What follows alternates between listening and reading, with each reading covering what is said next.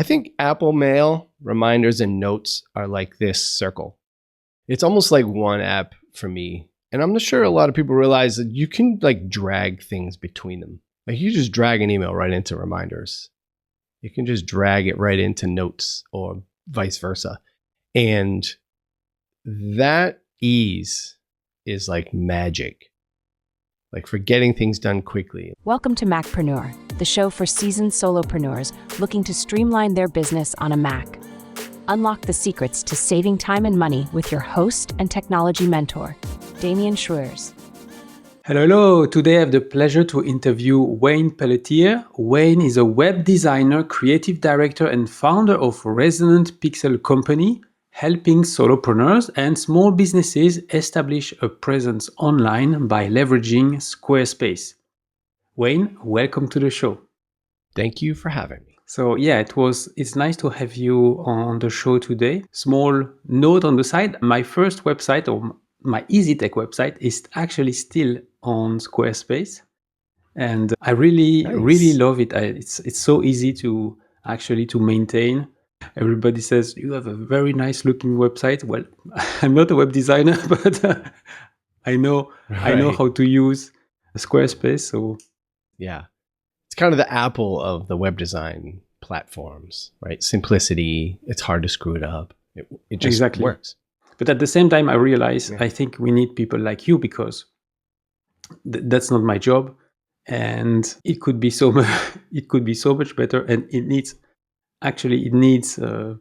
updating and so on, and also Squarespace is a bit as you said, it's a very full-fledged. There are many features that I personally don't use, so yeah, they throw a lot of value into those subscriptions. You can do all kinds of stuff with it, it takes a while for people to start realizing that because they're usually just buying a website and from a designer or a developer, and that's brochureware.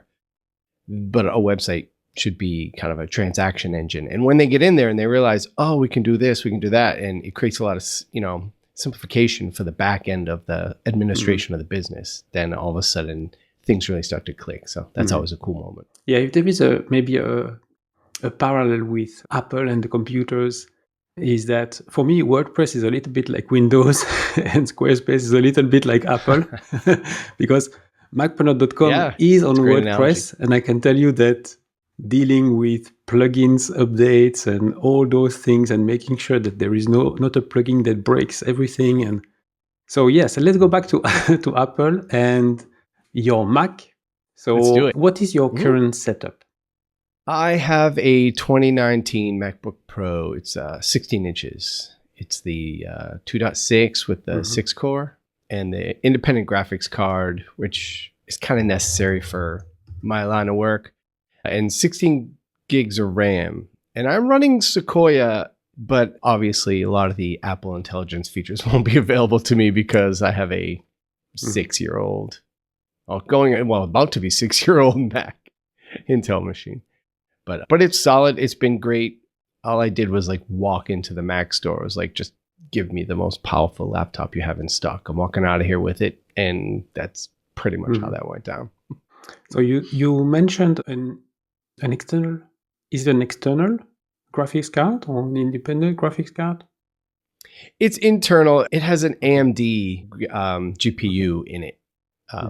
So it's important when you're doing deep graphic design. Some applications in that space, video editing, graphic design, they can be extremely intense for the machine. And I think back now you can have system on a chip type of thing with the Apple Silicon. Certainly some of the new M4 chips are just incredibly fast, probably 1,000 times faster than this machine. But when you have independent video editing and deep graphics, lots of vector art, it can be incredibly intense for the machine. So having a separate GPU back in 2019 was critically important. Yeah. So what about an external monitor? Do you use the laptop screen as well, or is it in clamshell mode? How do you use your MacBook Pro? I am a trackpad user. and I keep the laptop open and under my right hand, and I use the laptop's screen as sort of screen number 2, and it just has some admin apps in it like email and some notes, 1Password, some of the other apps that I use regularly in the business are over there, reminders, calendar, my calendar app. And then I have just a cheap LG 27-inch monitor. I think I just got on Amazon for a couple $100, and it's fine. Have calibrated it so the colors are pretty accurate, which is good. It's important in my line of work that, chartreuse is chartreuse. So if we go back to memory lane, what was your first Mac, and why did you switch at one point to the Mac? Well, a lot of it has historically been tied to what's available from employers I've had in the past. But the first Mac I ever used was System 7, System 8. It was a Power PC, one of the late 90s beige Apple, macOS 8, I think. It was old. And that was good because a lot of files, even though I was working in a company that was primarily Windows, back then that would have been Windows 98, the files we would get, because of the design shops that were helping and doing branding work and other types of work for some of our website clients, they were all on Macs, because design creative studios were primarily Mac, companies back then. So they would send us files that we couldn't open on our Windows machine. So we would open it on the Mac, save it in another format, or pop it on as, remember those external zip drives, like the blue little drives. We would like use that to transfer files from the Mac to the PC, because the file formats were so proprietary back then that really we didn't have many choices. So that was the first one. But, not long after that, when I moved to Atlanta and I got a job in an agency here, that was Mac available. Like, we got the little colorful iMacs. Remember the little CRT built-in system iMacs, those first ones? I think they were orange and blue. And we got those, and that's the first time I spent all day on a Mac. And that predates OS 10. So that was sort of my first all day in the Mac system, with IE5, IE4, I think it was, or something like that. Yeah, I didn't live through the transition from System 9 to macOS or OS 10 at the time. So how did it go for you, the transition? I thought it was delightful. OS 10 was a little deep. Everything was gelatinous and had light reflections in the corners, and it was all skeuomorphic. But the previous operating system was so flat, and it was super solid, but it also bogged down in common areas that OS 10 was going to resolve. And at first, OS 10 was bumpy, but by the time they got to some of the second and third releases, it was incredibly stable and fast and much easier to manage. So I thought it was bumpy at first. It didn't have a lot of software on it. Interestingly enough, it didn't have music app, and the Safari, the browser was really not good. And then, right. So we were all using Internet Explorer, and they had the iWork suite, if you remember, the pages and numbers, and they had this little web builder thing. That was separate software you had to buy.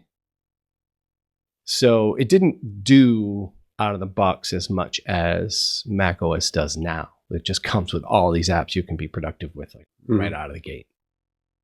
Yeah, I have the impression that Apple revolutionized the PC with the mouse, the graphical user interface, but then Windows quickly caught up, in a decade or so, they caught up and actually got even better. And I think the PC Windows actually was a better operating system at the time, even for going on the internet.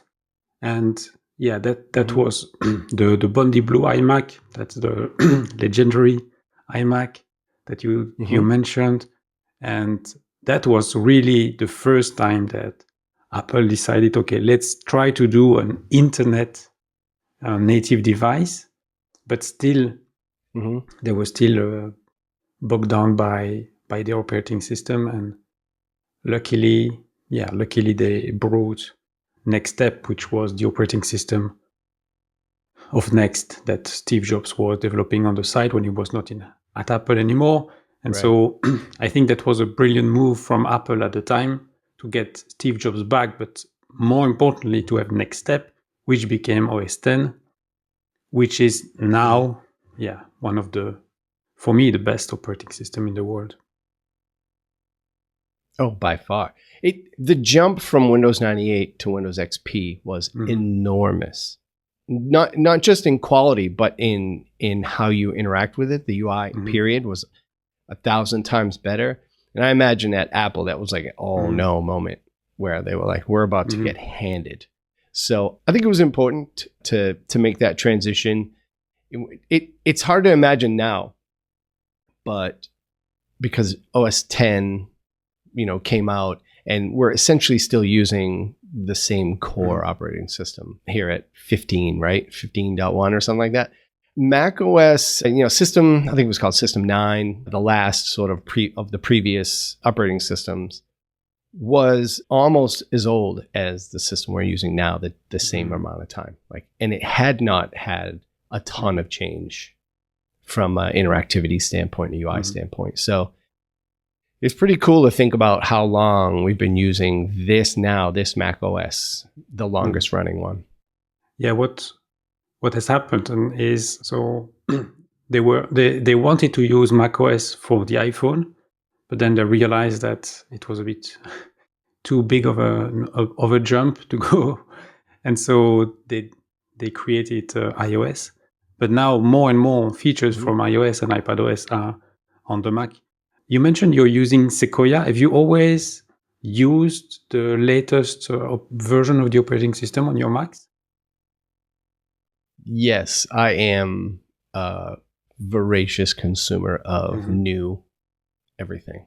I always update everything, not just for security reasons, but I'm just kind of a computer geek. So I like having the latest features. I like trying and toying with new features, and I'm always interested in improving my processes. And if any feature can help me do that, then I like adopting them. But yeah, I'm on the front side of the adoption curve. Did you notice anything special now with Sequoia?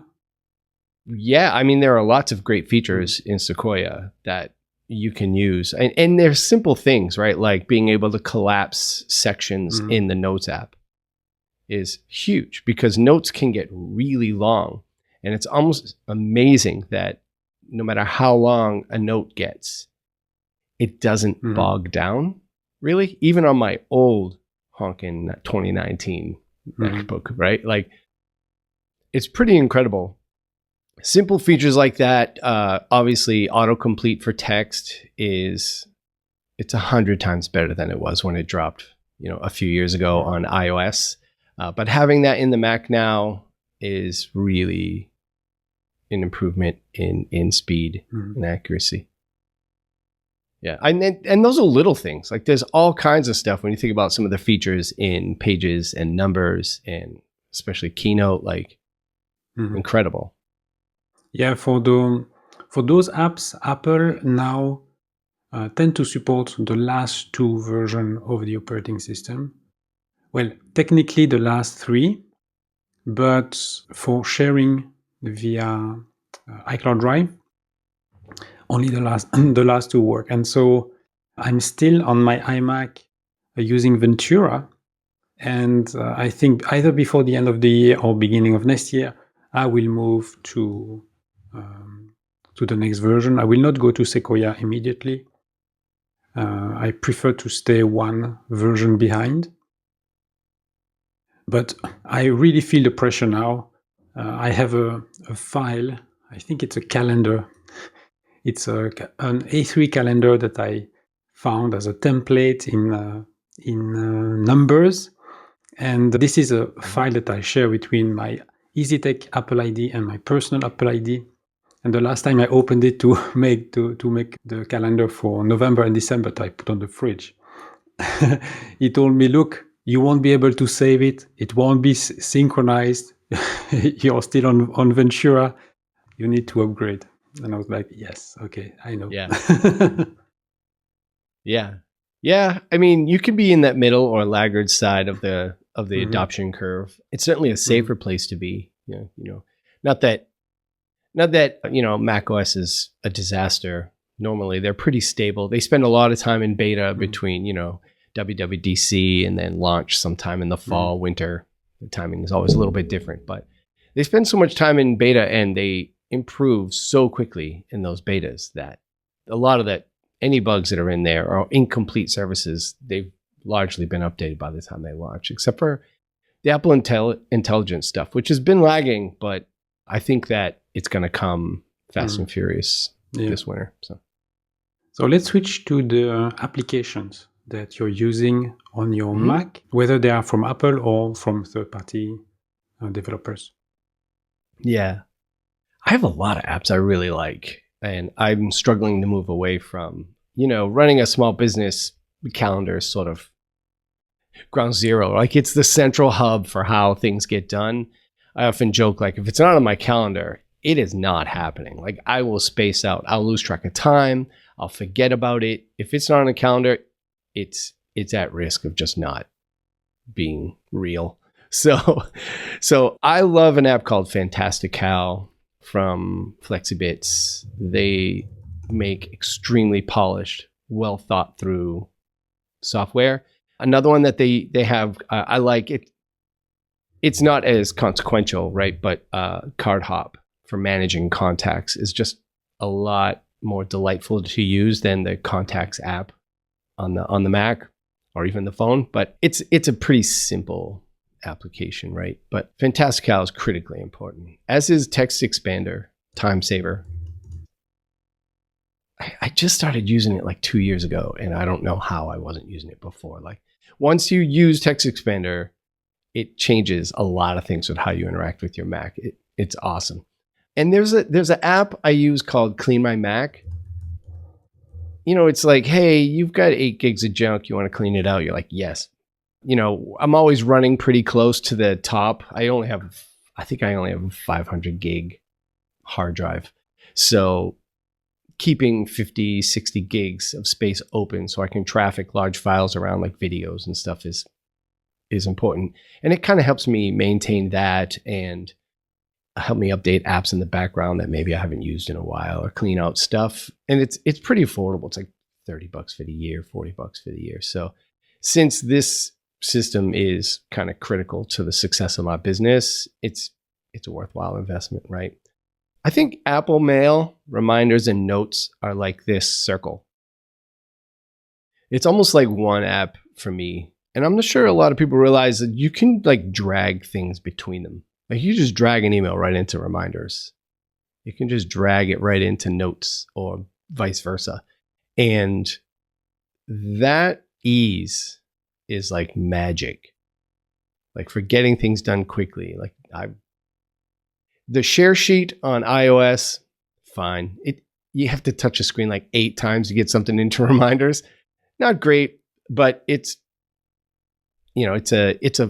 you're stuck in full screen mode unless you're holding something and you flip up with your other thumb and then you move over to the other app and you drop it in. You can do that, but it takes some coordination and some practice. Whereas on the Mac, I don't full screen anything.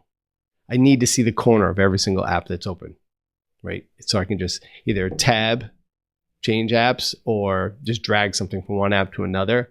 And mail, reminders, and notes together are pretty incredible. It's easy to take them for granted, I'll say that. How well they function interacting with each other. Yeah, if I come back to Card Hop, I also have a Fantastical subscription, and actually Fantastical and Card Hop is the same developer, and if you buy the subscription, actually you have access to both services.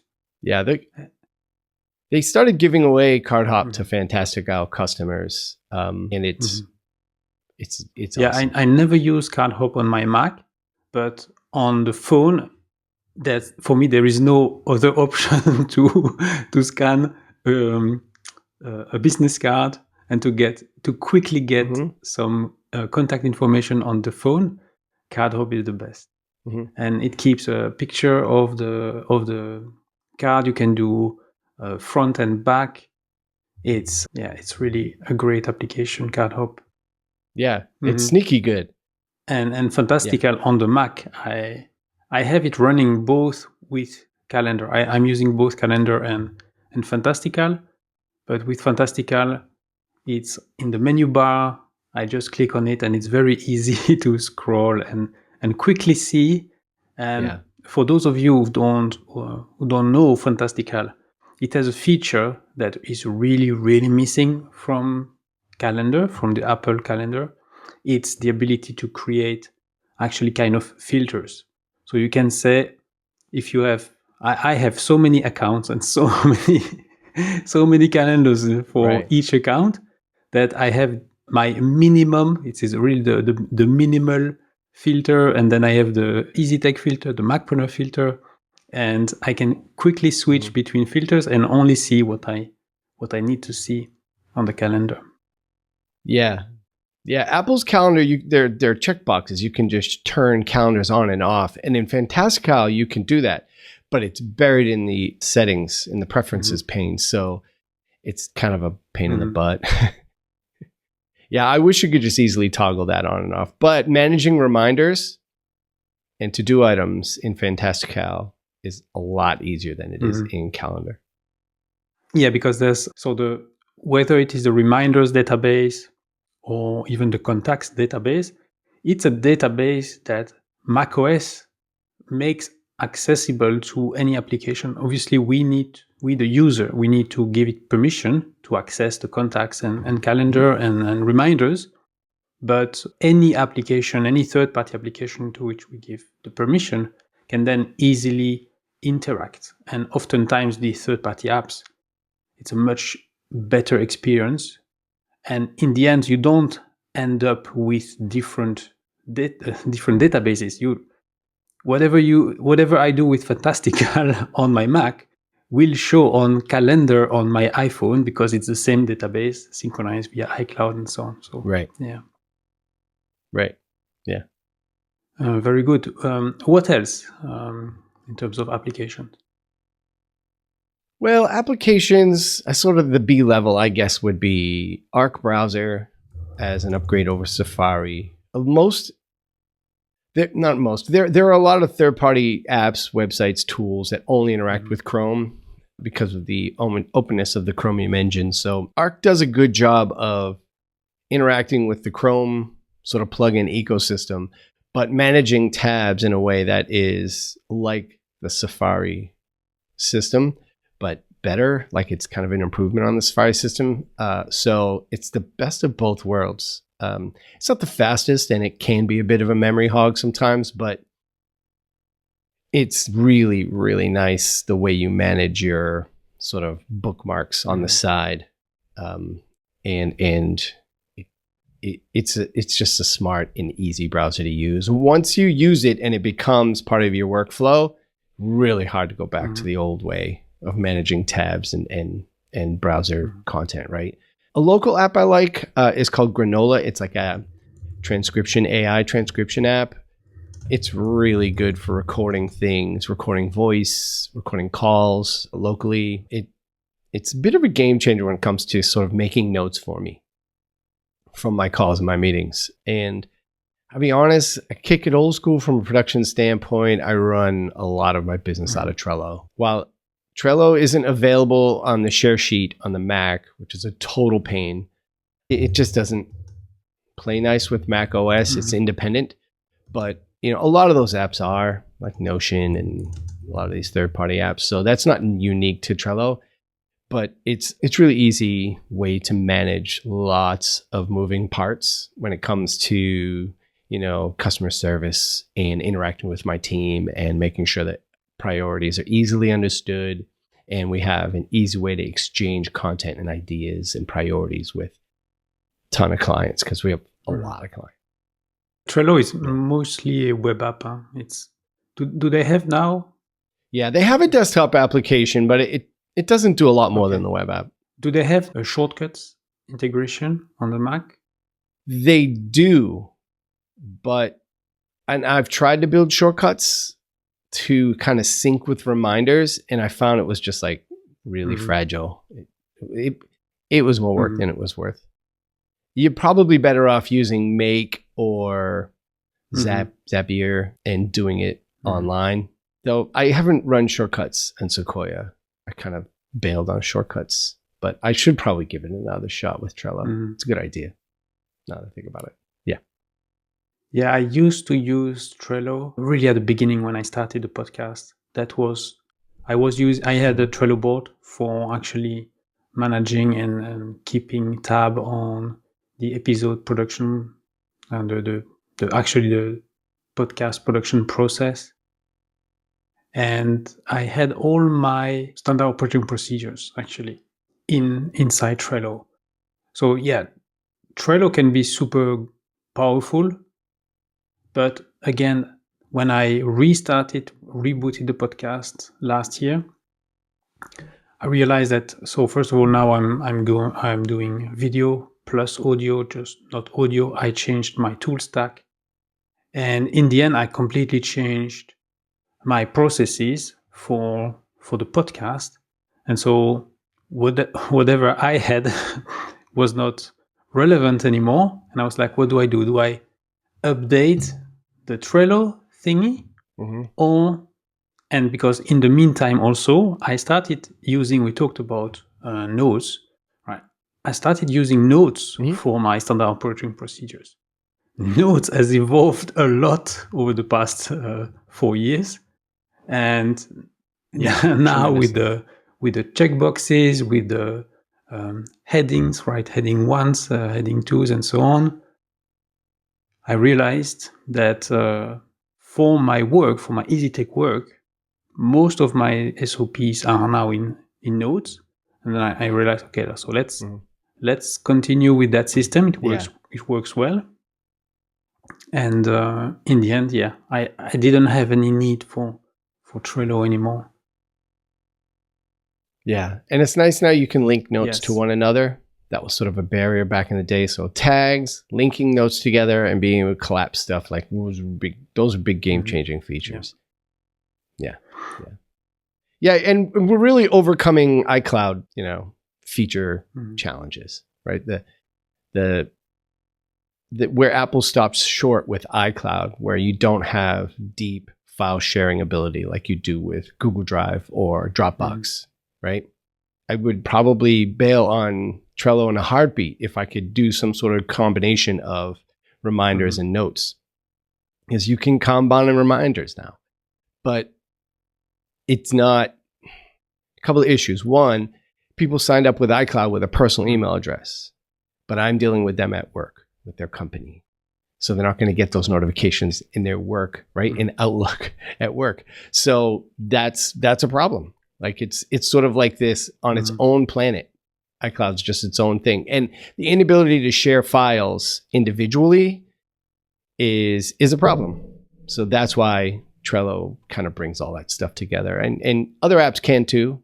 The other apps do that, Obsidian and Notion, and you can do it with Todoist and all kinds of things. But so apart from the collapsing section in Notes, what other tip or trick did you discover on your Mac recently? I would say I don't know. That's a good question. I'm such an incredibly aggressive consumer of new features. And I listen to Mac podcasts, so I'm usually aware of features as they're coming out and things, I want to try that type of stuff. So I don't know if I've been surprised and delighted by much.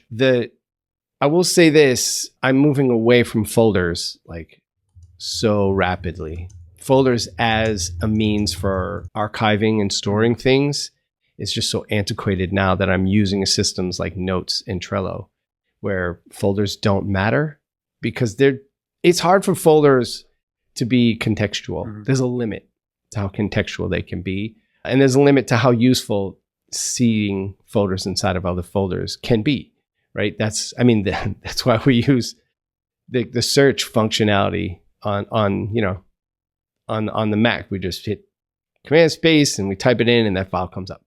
So with that, like, I'm finding that tags are more useful than folders because it's easy to contextualize content and or my contributions to, these archives.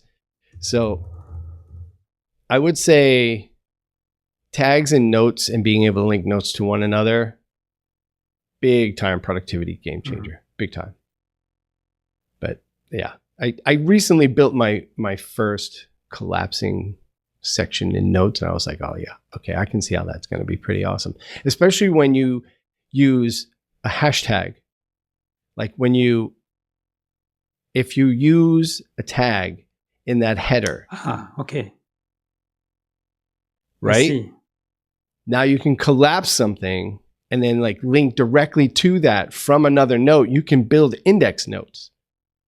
I see. Yeah, I didn't play with that yet. Yeah, it's a good idea. Yeah. And so now you're talking about notes. What about Finder? So what about file management? Do you also use tags there versus folders or a mix of both? I don't use the tags in there. I know there's like 8 colors or something like that, and you can rename them. I don't use those because I don't use the Finder a lot anymore. Now that I can you can put everything into notes. You don't have to use your Finder pretty much at all. But I am old school. I still use the Finder a little bit, but I just have a couple of core folders where I sort things and I put them at the top over on the left in the list of drives, right? And just go directly into them. And I just quick search for them from the keyboard and jump right in to specific things. But I'm in notes way more than I'm in the Finder now. So do I understand correctly that you actually drag and dropping files? When you have important files, you drag and drop them into a note, and this is where you store your files then? Yep, you can put anything into a note. You don't need the Finder anymore. You literally don't need the Finder. You don't need folders. And it's far more contextual. Yeah, so you talked earlier about Command Space, right? Is it mapped to actually Spotlight? Is it Spotlight or is it a third-party tool? It's Spotlight. I used to use third parties before Spotlight existed. It was mostly, I think I started with Quicksilver and it disappeared or something or wasn't being supported anymore and went to Alfred. And I really liked Alfred. And Alfred is still probably way more powerful than Spotlight is. But Spotlight's enough. I don't use it to execute much of anything. I still use it to find things. Like I want to quickly get to a note or a file or a folder that, has been around a while. Like someone requests something that I've got to dig out of the archive. Spotlight's the first place I go.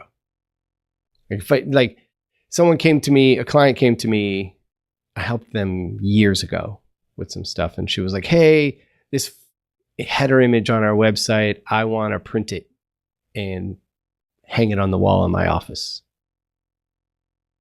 Okay, I have no idea if that image is high res enough. So I'm like using Spotlight to search folders from years ago to find that file and send it off to her.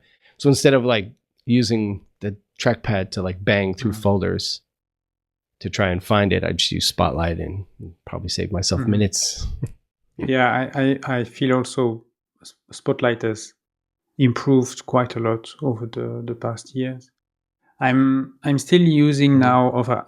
I've started using more for a little bit more than a year now. I think Raycast, which is a free alternative to Alfred.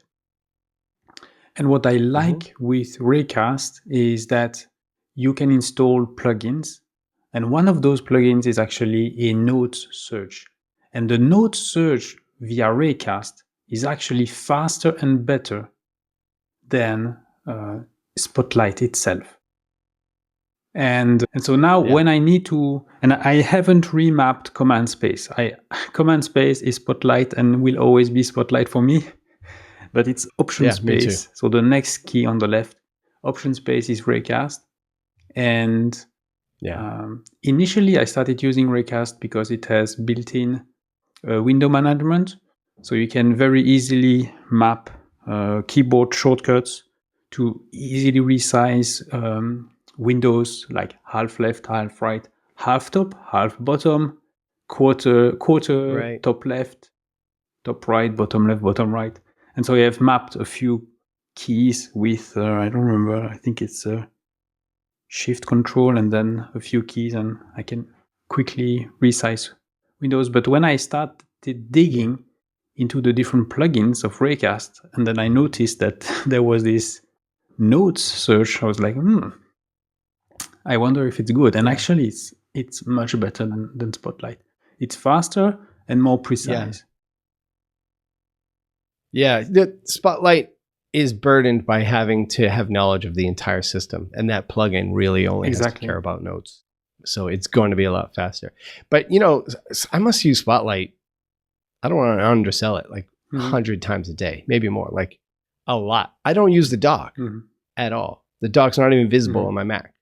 I use it 0% of the time, which most people take up, like, you have a horizontal screen and then the dock is on the bottom on the narrow field of the screen, which makes no sense to me. It should be on the left or the right, because you have more horizontal real estate than you have vertical. You're actually forfeiting. I mean, same amount of pixels, but you're forfeiting less constraint, right, for the vertical height of the screen. But I don't use the dock at all. Nothing. Yeah, I'm a left side dock user. Yeah. It's there, it's just hidden. So I have to bang my mouse against the right wall of my laptop screen, my second monitor, to get it to come up, and it's like tiny. I never use it. The dock's useless to me. Because I use the trackpad gestures a lot. So like swipe up with 4 fingers and get all your apps and then pick it so you can transition between things all the time. But I'm really only ever using 20 apps regularly. So it's pretty easy to just pop between them. I don't need the dock. Yeah. Very good. We're almost at the end of the show. So if you were in charge of the Mac division at Apple, what would be your first priority? iCloud Drive. I think closing the gap between not just file sharing, but personal and work contacts would be critically important. Like, to use iCloud for business and just stop using another drive, you're going to have to be able to communicate and collaborate with people with their work email. And that is the limitation that the Mac faces from a professional's usage standpoint. And what's your feeling about the free plan, the different storage tiers that iCloud Drive offers?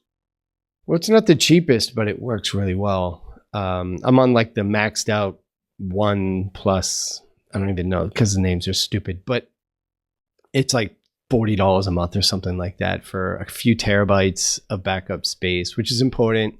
I mean, I still recommend something like Backblaze or something that you use to back up your file specifically to a third party. But you know, once you get the iPhone, the Apple TV, and an iPad in the house and the family, or you know, my wife and daughter have iPhones, having that became really important. And then having additional drive space for backup stuff, so I can keep fewer files because I have a small hard drive at 500 gigs. So I can keep fewer files on my Mac, and it's night and day from even 2 years ago with getting files synced to drive quickly to the Mac quickly from iCloud. But yeah, I think it's worth it. You have to pay for it. Yeah. I did leave other drives. So I'm living in iCloud. I canceled Dropbox, deleted everything off of it. I have Google Drive because I'm using Google Workstation for my work, my company email. Because so many people do stuff in Google Docs and Sheets that you kind of have to have a Google account. Just business-wise, like for Apple to chip away at that, having work email access is critically important. But I've committed to living in iCloud. So I got rid of all those others. I don't use Google Drive for anything. I don't sync any of my files onto it.